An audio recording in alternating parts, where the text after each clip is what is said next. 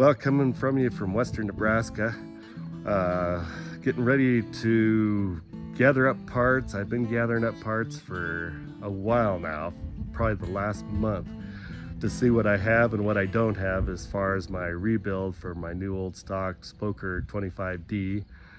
And some of the parts that I thought I had, I don't have, and some that I didn't think I had, I have. But I'm making a list of what I have and what I don't have, and I'm going to reveal that on one of the shows down the road to maybe get some help from the folks that are viewing this to see if I can find some of those parts to complete my project.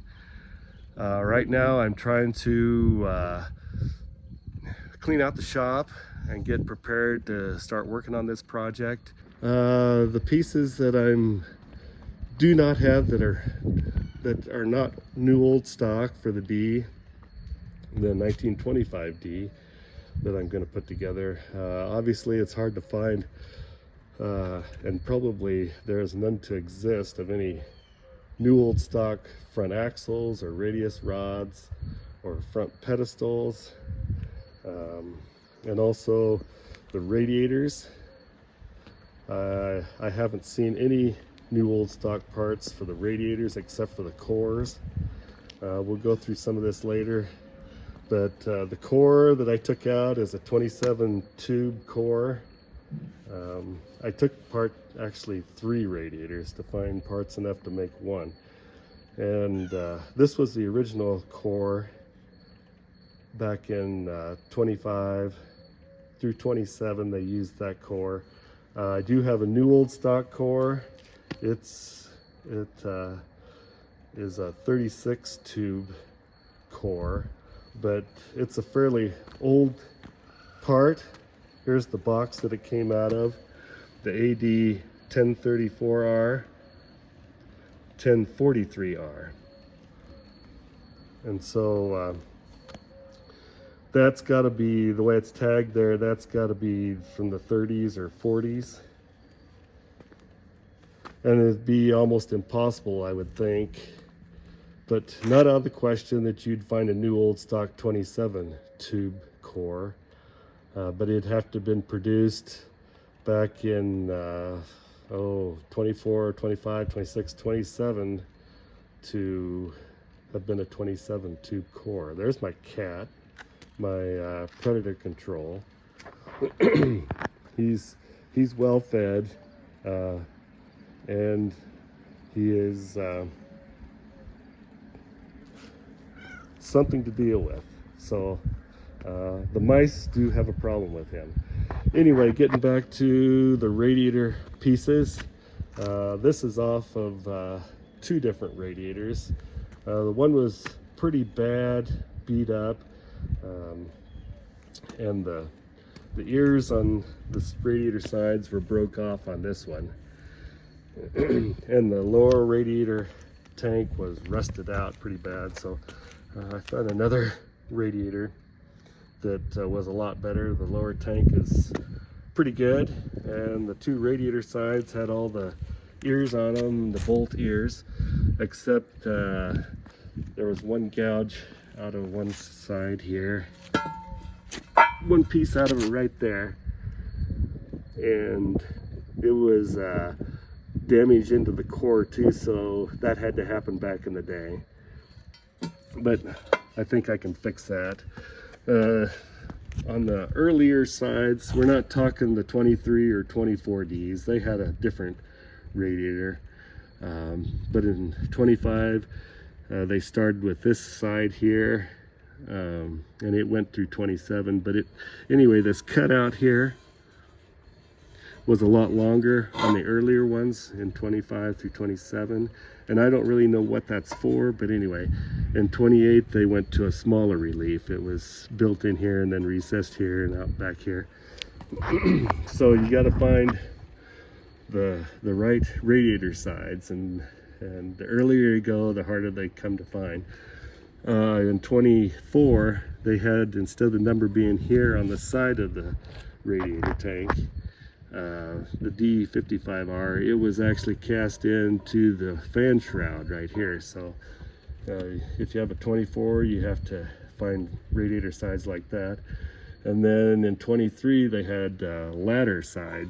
They had cutouts in the actual side of the radiator that looked like a ladder. So I'm getting most of the radiator parts found and put together. I've got rear fender brackets that I've found and was straightening out yesterday. Fender brackets, and here's some other pieces. The lower radiator pipes that go into the head. One new old stock flange here, but it's different than what the earlier ones for the 25 were. As you can tell, they have reliefs in here and they're a little bit more petite, and then later on they made them a little stronger and made them a little bit more hefty. But anyway, these are the right water pipes for the 25, and I think I'm going to use those instead of the new old stock.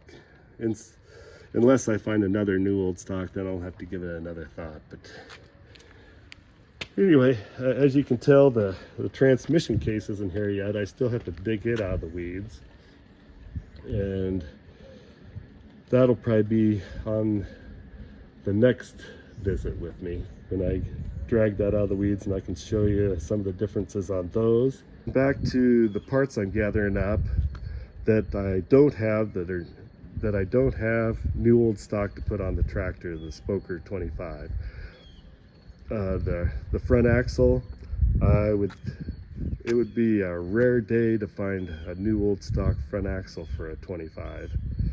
It might exist out there. I've been surprised what I've found, but right now I'm fixing up to use a good original, and the tie rod and the controls, and there's the front pedestal for the front axle, and the fender brackets and the rear fender brackets here that I got taken apart yesterday and straightened up, and then the radiator. I took apart 3 radiators to find good parts.